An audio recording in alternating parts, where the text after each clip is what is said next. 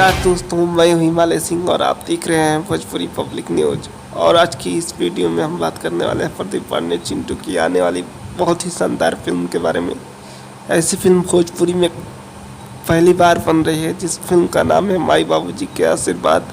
और इस फिल्म के डायरेक्टर है रफ़ीक शेख जी और इस फिल्म के प्रोड्यूसर है प्रदीप सिंह जी। और ये फिल्म की शूटिंग 10 अक्टूबर से की जाएगी और इस फिल्म में आप लोगों को प्रदीप पांडे चिंटू देखने को मिलेंगे।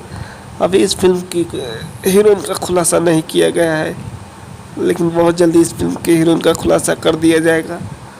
और इस फिल्म का जो स्टोरी है काफ़ी अच्छा है। भोजपुरी में ऐसी पहली बार फिल्म बन रही है, देखने के बाद आप लोगों को बहुत ही अच्छा लगेगा सिनेमा हॉल में। तो आप लोगों को प्रदीप पांडे चिंटू की फिल्म माई बाबूजी के आशीर्वाद का न्यूज़ कैसा लगा कमेंट करके बताइए। और इस फिल्म में कौन सी हीरोइन रहनी चाहिए कमेंट करके बताइए। और हमारे चैनल भोजपुरी पब्लिक न्यूज़ पे नए हैं तो चैनल को सब्सक्राइब करके घंटी का